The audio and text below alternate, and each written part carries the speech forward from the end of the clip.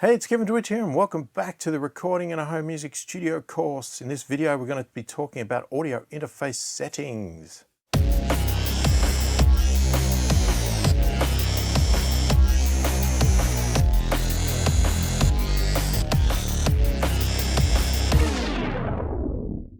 So in the previous two videos, we've done a basic overview of the audio interface, getting it connected up, talking about the various settings and controls. And in the last video, we went into greater depth in the actual controls and what you need to do with them and what their purpose is. So now we're going to talk about some of the important settings that actually go with your audio interface and some of the software controls around that. All right, so the first concept and setting we're going to talk about is sample rate. So what is sample rate? So as I've already explained, our audio interface converts our analog instrument signal or vocal or whatever it is into a digital signal and translates it, sends it to the computer.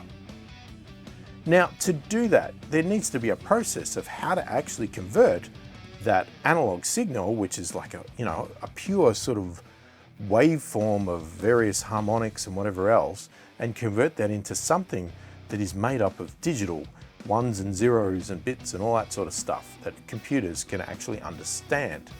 Now, the best way to look at that is, and I've gone into greater detail again in the PDF, so definitely check that out because I've got good explanations, well, hopefully good explanations in there, and diagrams, but I'll pop up on the screen as well to hopefully help out here. But if we take a standard pure sine wave, okay, now obviously a sine wave is not a representation of really what an instrument does, but an instrument is obviously made up of those and many other forms of waveforms and whatever else all combined together. But if we take the simplest approach of that sine wave, to do the conversion, the first thing it does is it's got to break it up into sections to convert those into bits, ones and zeros and various things like that, right? So the sample rate is the amount of times it does that. So if you take that one sine wave, if you have a very low sample rate, then you get big chunks, right? It breaks it up because it samples it a lot slower. The higher the sample rate, the smaller the chunk. So it samples very, very fast.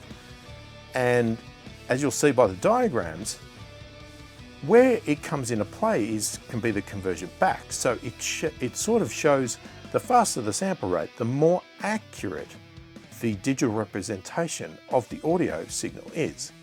So hopefully you can see from the diagrams here that a slower sample rate gives you a pretty bad representation of what the audio signal was to start with. And the higher the sample rate, the better the representation is.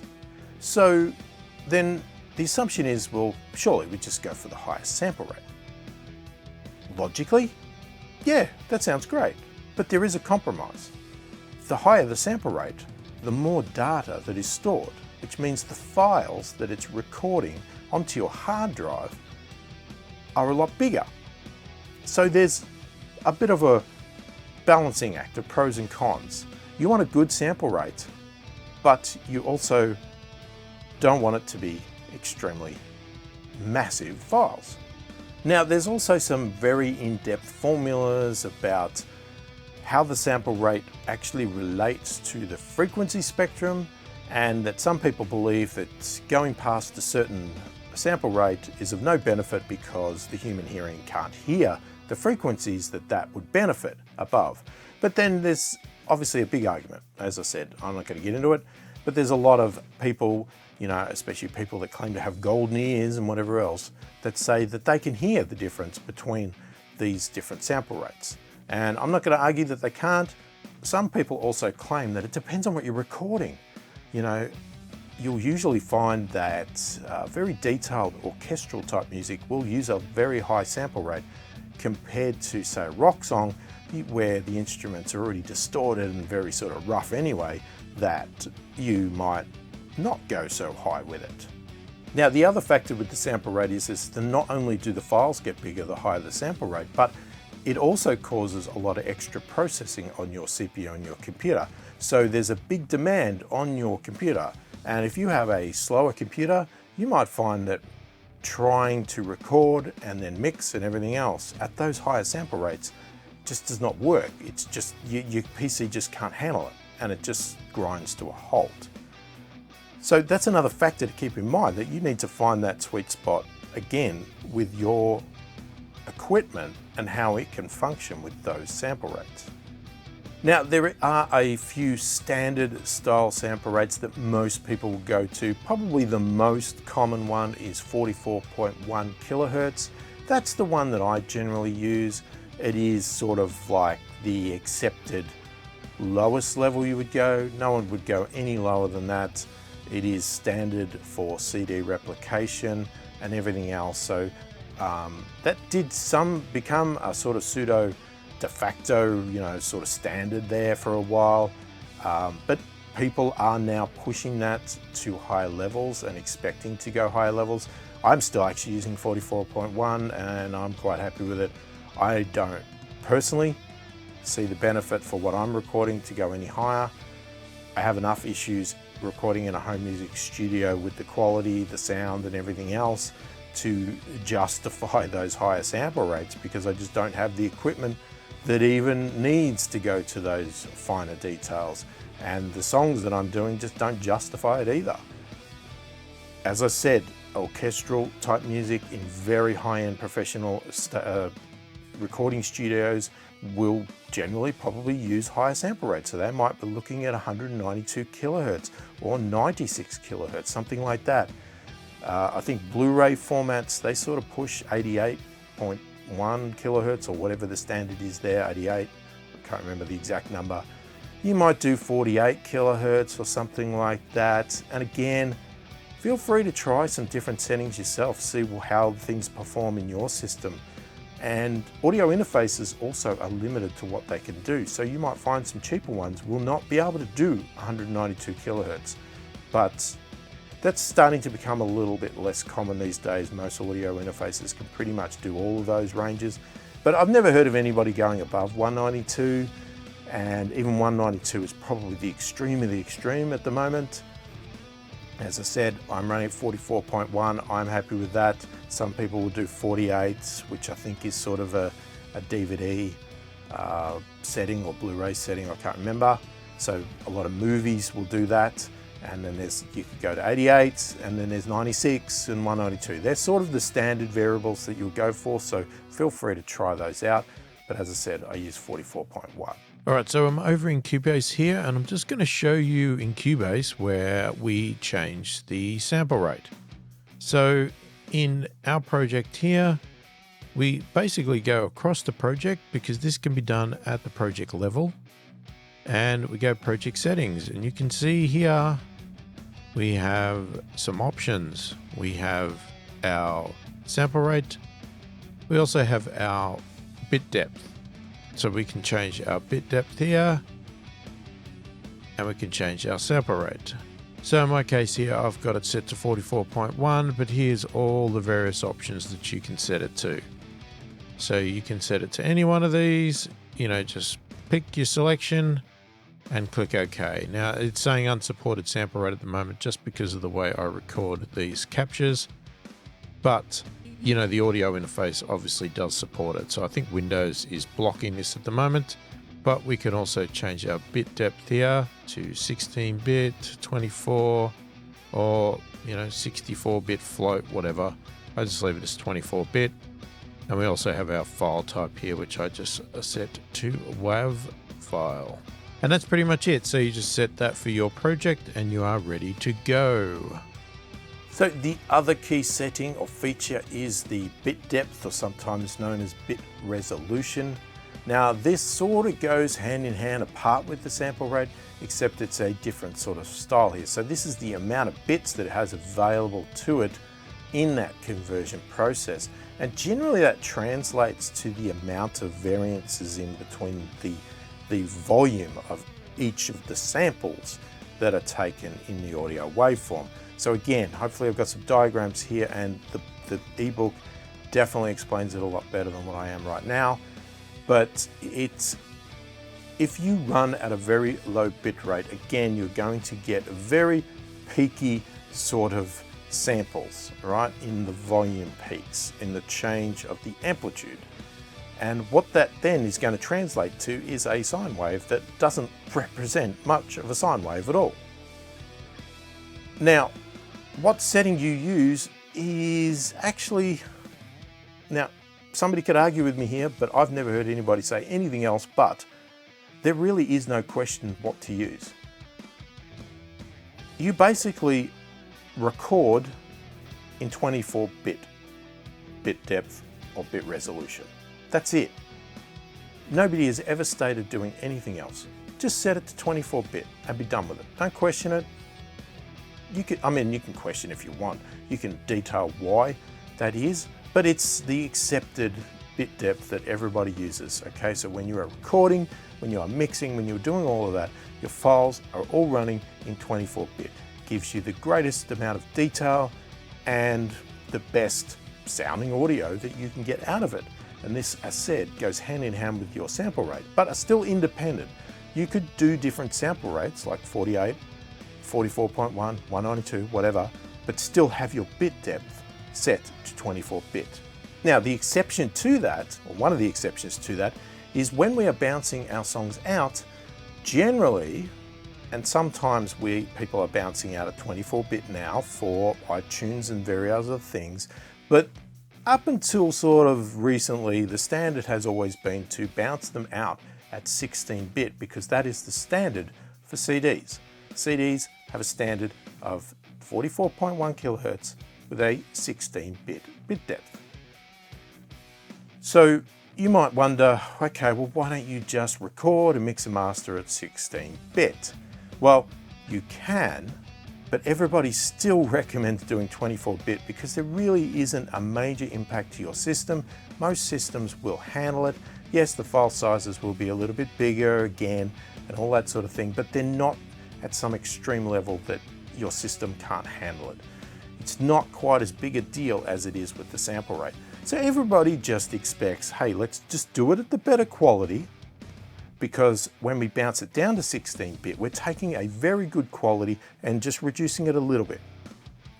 If we record at the 16-bit, yes, we're technically staying at the same thing, but there's an argument to our plugins in our software will work better at the higher quality than they will at the lower quality, so we're still getting a greater benefit even when we are reducing it down to 16-bit.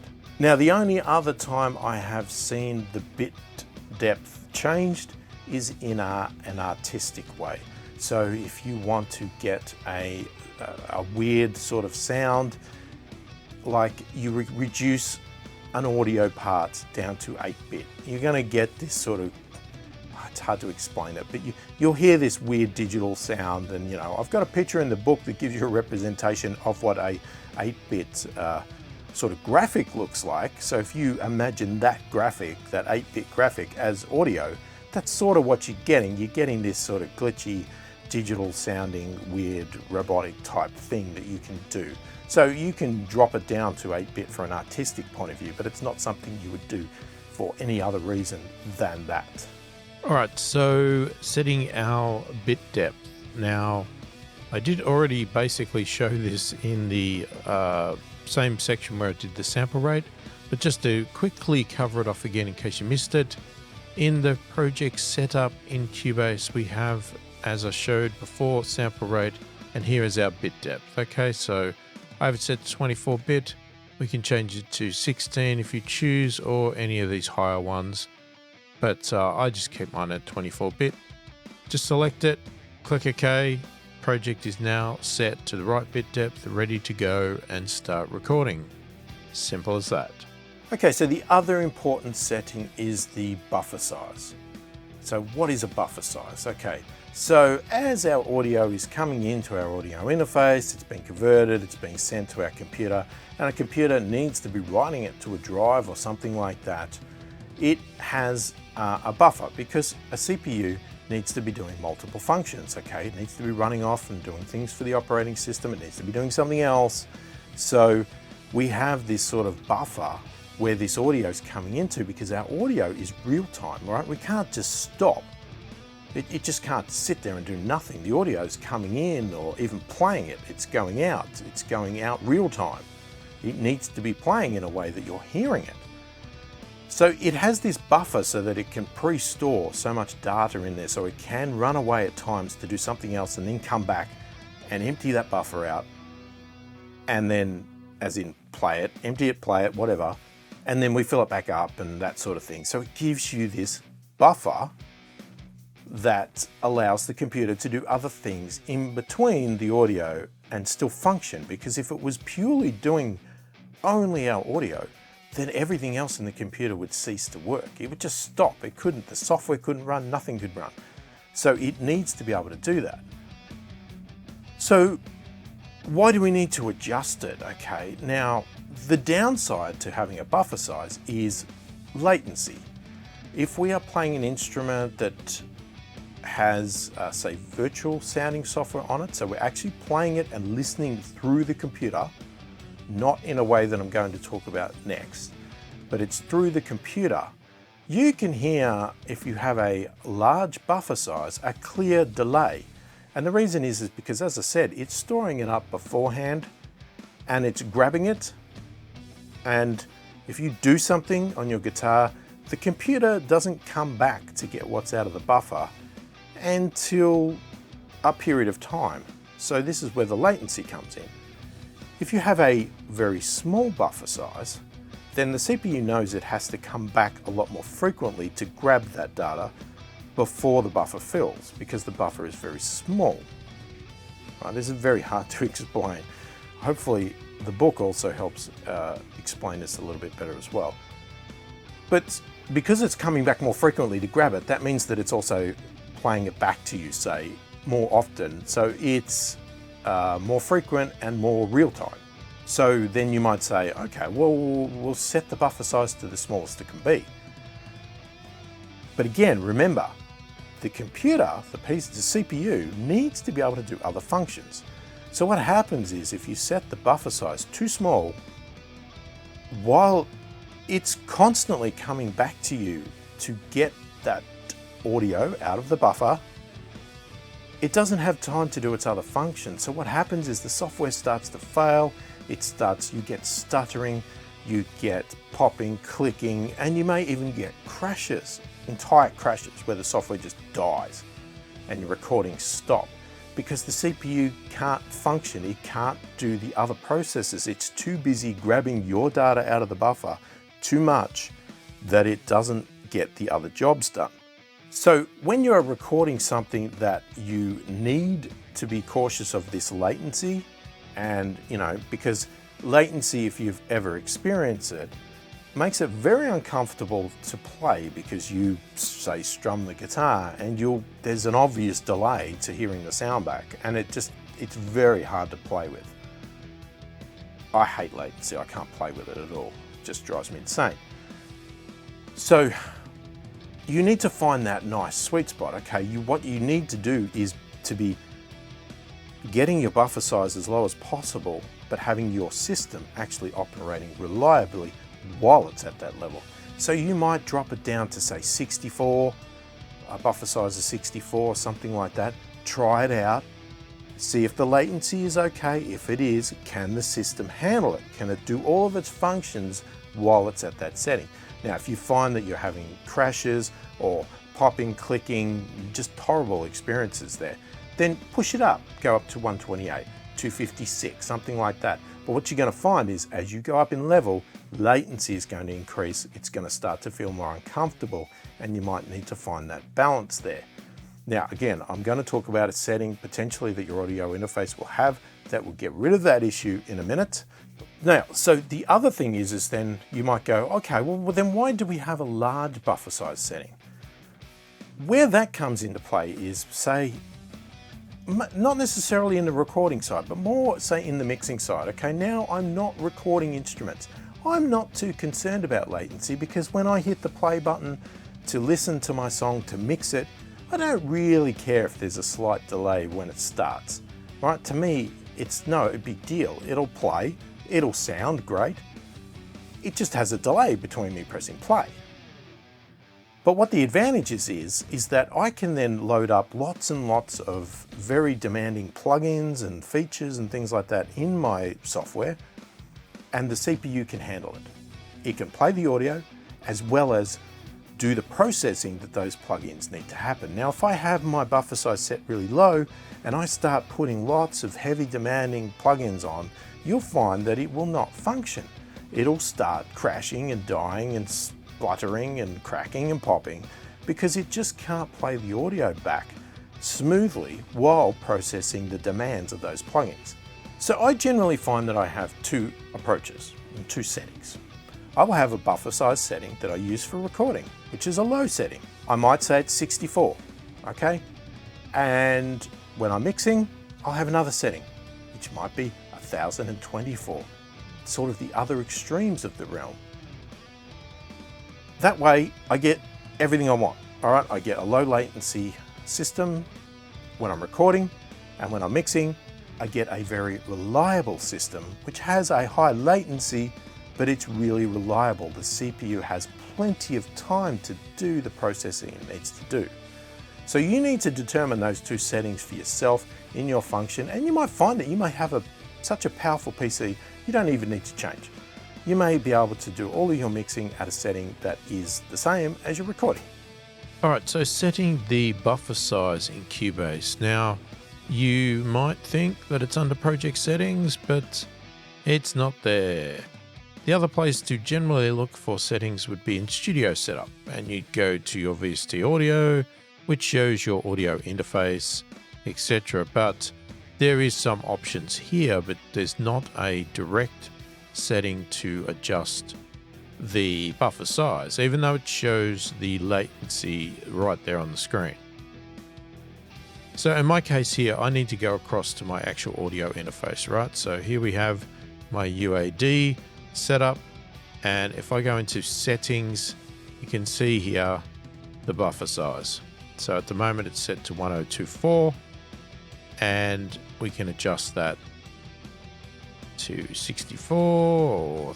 And one thing you'll notice, let me just move this window across a little bit. You just keep track of this little window as I do it. You'll see the Cubase is adjusting the values of what it thinks the latency is. So at the moment it's got an input latency of 0.726 milliseconds when I have it at buffer 32. You see that adjusted to 23.22 milliseconds. All right. We'll see that adjust again, and it's also adjusting the output latency as well. Back to our 32, and we get very low latency settings now. So that's where you do the settings on my system anyway, that is with Cubase and with a UAD Apollo. Your system will be obviously different to mine unless you've got the exact same setup as mine, so please make sure that you work out where to do that. But more than likely, if you're running Cubase, as you can see by what is shown here, you will need to do it in your actual audio interface itself. All right, so I wanted to do a bit of an example of what impact the buffer size can have. So in this first example, we're not actually going to record. I'm going to show you just what impact it can have on your software. Now, I have gone to an absolute extreme here because I do have quite a powerful PC, so I need to push this quite a bit to give an example here. So basically what I did was I put a MIDI pattern on a track, and I've duplicated this lots of times. You can see how many times, and each one of these is a virtual instrument, and they're all a UVI workstation. Okay, they're all exactly the same. Now, to give you an example of what we're going to do, so if we play this with all of these tracks on here,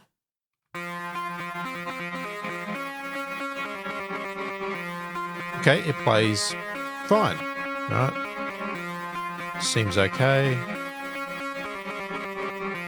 It's responsive. I can move the cursor. I can do things. Doesn't sound great. I can stop, start it. So that seems quite good.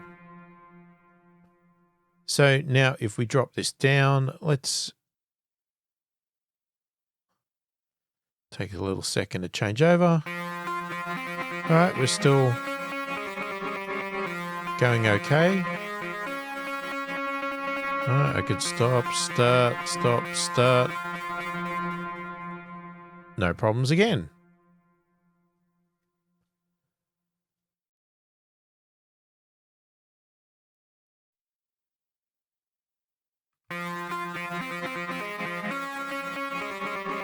Okay, we still seem to be going okay.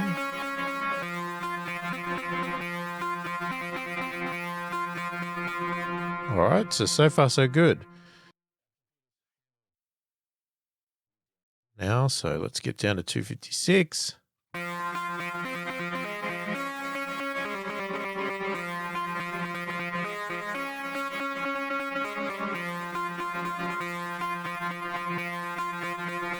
Okay, that seems still to be okay. So down to 128.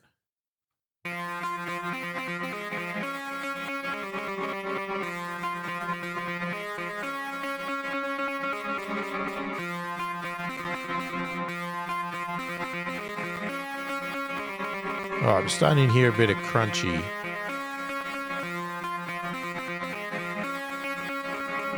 Starting to hear a bit of crackle there. 54.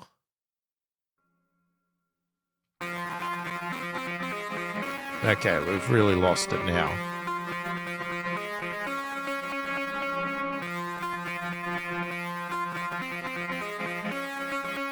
So the software itself seems responsive, but it's really struggling to play that audio now.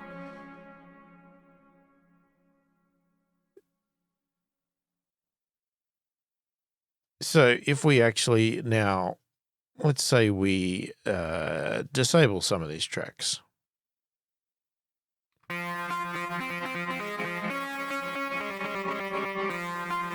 Okay, so it seems better. So you can see there, by disabling a few tracks, I've reduced the demand on the system. Now I've still got the buffer size quite low. So this is where I'm saying the balancing comes in between your buffer size to get low latency when you want to record latency dependent instruments and what your PC can handle. Because you could see there when I have a high demand, it started to really struggle to play the audio properly. And 32,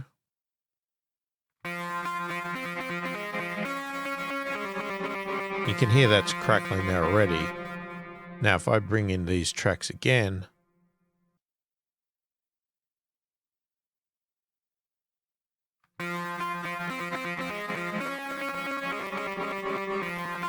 you can hear how horrible that sounds. It's really struggling.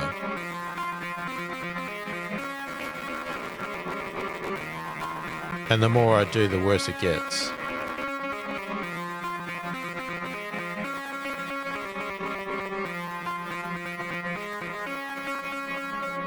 So hopefully it gives you a bit of an insight into that. All right, so now I'm going to attempt to show how the buffer size has an impact on your latency when you're playing a real instrument live into your recording software and attempting to record. So this is going to be a bit of an experiment because it's not something I've done before. It's not a usual thing that you try to do, but I'm going to try and record the sound of the virtual amplifier in Cubase along with my electric guitar in front of a microphone so that you can hear when I hit the strings.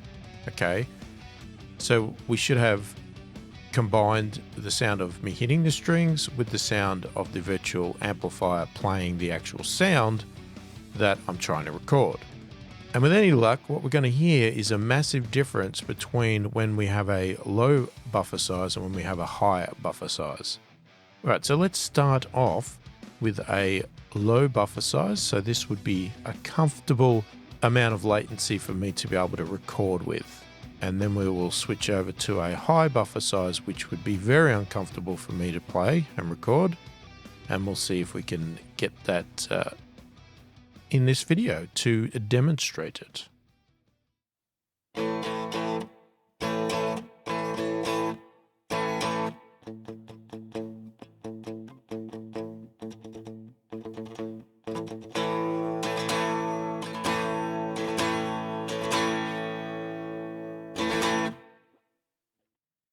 Okay, so now we're going to switch over to a higher buffer setting. So I'm just going to stop the recording.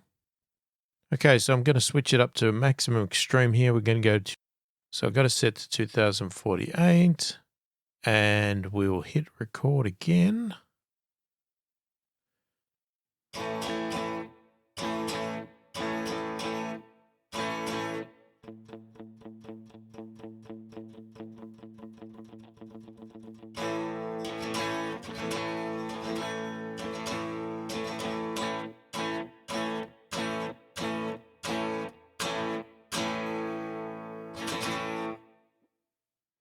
So hopefully you could hear that. It's definitely very annoying for me and very uncomfortable.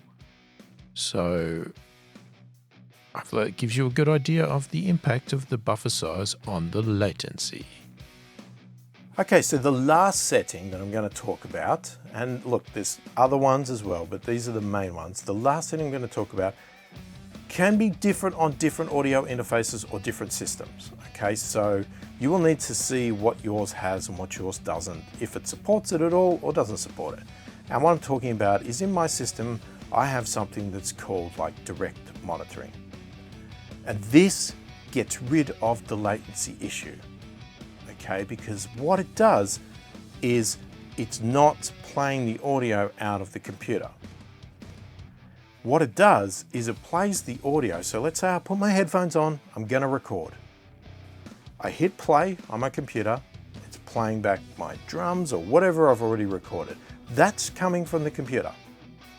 And that, as that's coming out, what I play or sing into my microphone or whatever on my guitar that is going into my audio interface, the direct monitoring, it's actually playing that audio that it's now recording to the computer directly out the audio interface. It's not going to the computer first and then playing to me. It's coming straight from the audio interface, which removes all of the latencies. It removes all of the buffer setting concerns or anything like that, because the CPU is not doing that audio. The audio interface is doing that audio itself directly.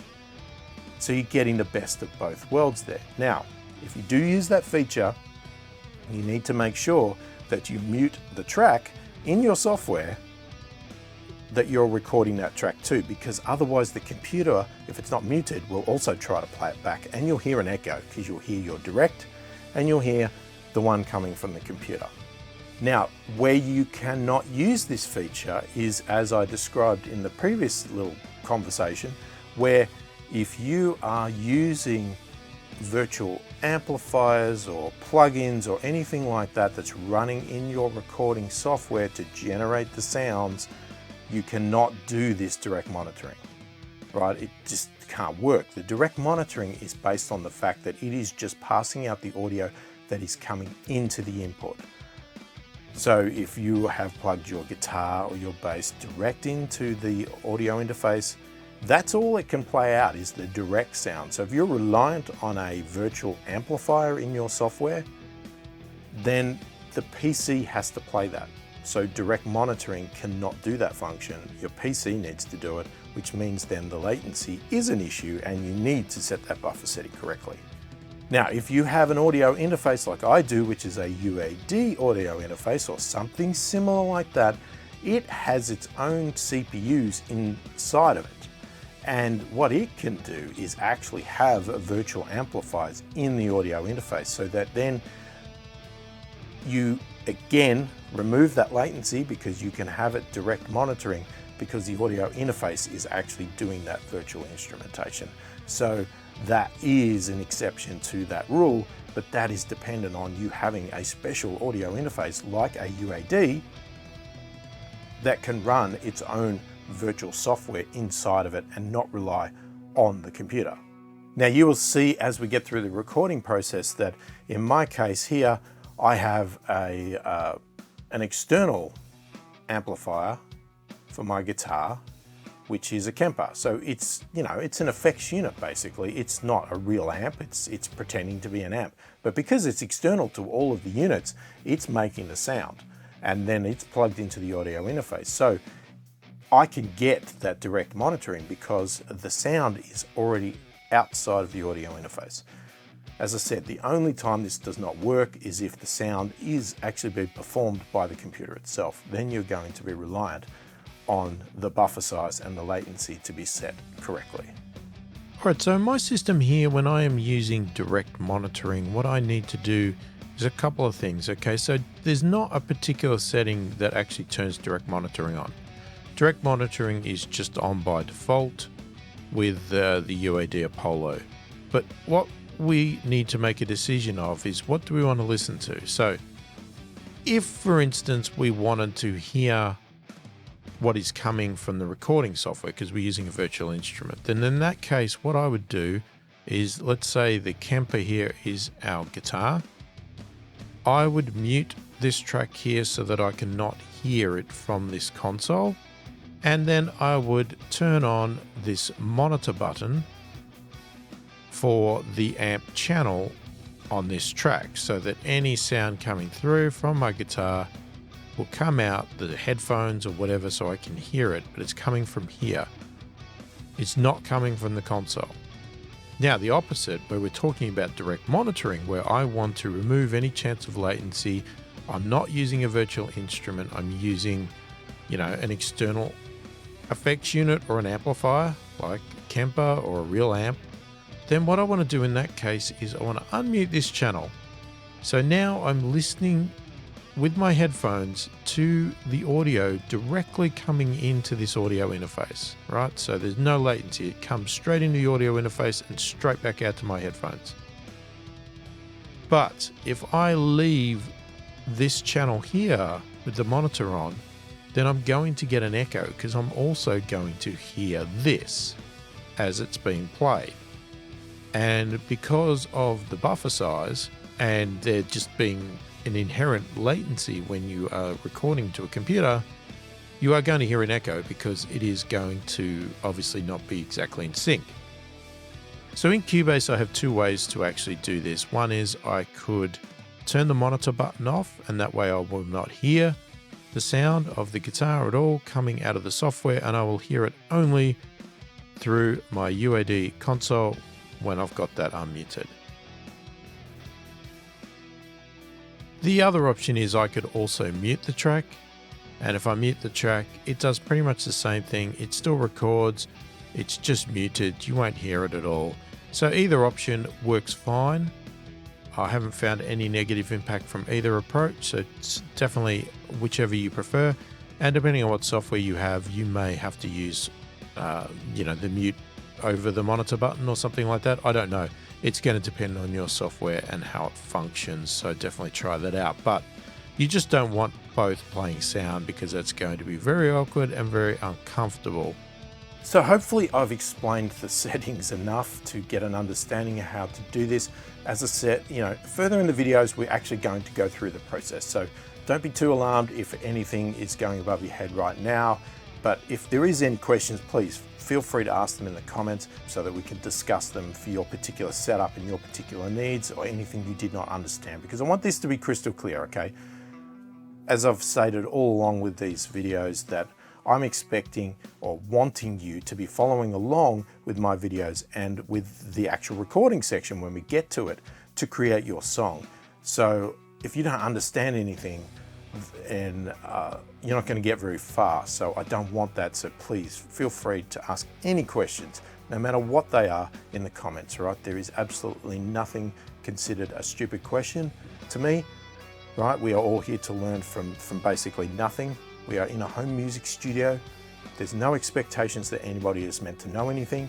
We are going from nothing to as far as we can go in this process, to whatever you want to learn, as much as I can do and much as I can teach. So I can only do that if you ask questions, or the stuff that I've already talked about is helpful enough, which hopefully it is, but everybody has different expectations in every different settings, different audio interfaces. So sometimes there needs to be some clarification around what you're doing and how that needs to be done. So please do put it in the comments so that we can get you running to exactly what you need.